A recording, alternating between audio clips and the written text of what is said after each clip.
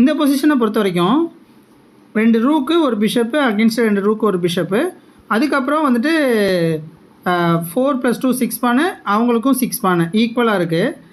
இந்த இடத்துல வந்துட்டு பிளாக் வந்து ஒரு சின்ன வீக்னஸ் வந்து க்ரியேட் ஆகிருக்கு, ஒயிட் வந்து க்ரியேட் பண்ணியிருக்காங்க.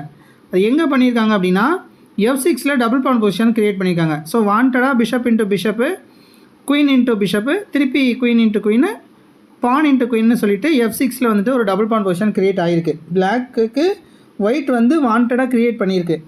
ஸோ இந்த டாக்டிக்ஸ் வந்து என்னென்னா ஃபிக்ஸிங் த வீக்னஸ், இது நம்ம ஆல்ரெடி டிஸ்கஸ் பண்ணியிருப்போம். இப்போ ஒயிட் வந்து என்ன பண்ணியிருக்குன்னா பிளான் பண்ணி பான் ஸ்ட்ரக்சரில் ஒரு வீக்னஸ் க்ரியேட் பண்ணி வச்சுருக்கு.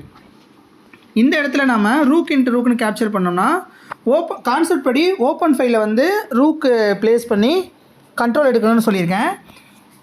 சேம் டைம் ஆப்போனண்ட் வந்துட்டு ஓப்பன் ஃபைலில் கண்ட்ரோல் பண்ணிட்டாங்கன்னா நம்ம ரூக்கை வந்து எக்ஸ்சேஞ்ச் பண்ணணும்னு சொல்லியிருக்கேன். கான்செப்ட் படி இதுதான் பண்ணணும். இந்த இடத்துல ரூக் இன்ட்டு ரூக்குன்னு கேப்சர் பண்ணும்போது இங்கே இன்னொரு கான்செப்ட் இருக்குது.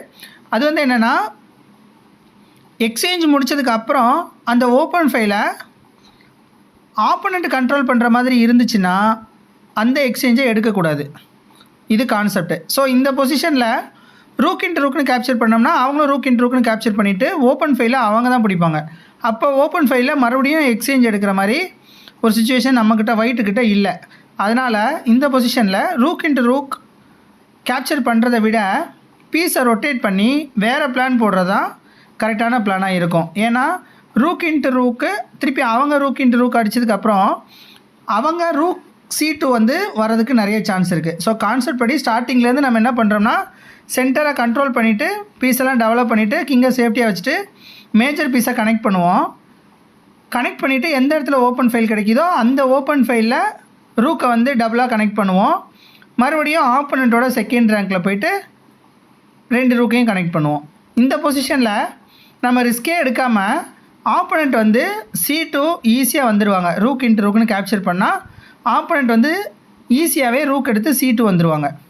அப்படி வந்துட்டாங்க அப்படின்னா A2 ஸ்கொயரும் F2 ஸ்கொயரும் வீக் ஆகிடும். அந்த ஸ்கொயரில் அட்டாக் எடுக்க ஆரம்பிப்பாங்க. அப்படி எடுத்துட்டாங்க அப்படின்னா F6ல் நம்ம ஆல்ரெடி க்ரியேட் பண்ணி வச்சுருந்த ஃபிக்ஸிங் தி வீக்னஸ் கான்செப்ட் படி க்ரியேட் பண்ணி வச்சுருந்த வீக்னஸ் வந்து எஃபெக்டிவாக யூஸ் ஆகாமல் போயிடும். அந்த பான் ஸ்ட்ரக்சர் கூட ஃபைட் பண்ண முடியாத மாதிரி நம்மளோட பான் ஸ்ட்ரக்சரையும் ஆப்போனண்ட் வந்து மாற்றி விட்ருவாங்க. அதனால் இந்த பொசிஷனில் ரூக் இன்ட்டு ரூக் கேப்சர் பண்ணுறதை விட பீஸை ரொட்டேட் பண்ணி வெயிட் பண்ணுறது தான் கரெக்டான பிளானாக இருக்கும். இந்த பொசிஷனை லெவல் 8 கூட ப்ளே பண்ணி அதோட லிங்க்கை வந்து சென்ட் பண்ணுங்கள், ஒர்க் அவுட் பண்ணிவிட்டு சென்ட் பண்ணுங்கள். அதில் ஏதாவது மிஸ்டேக் இருந்துச்சுன்னா மறுபடியும் கரெக்ஷன் பண்ணிக்கலாம்.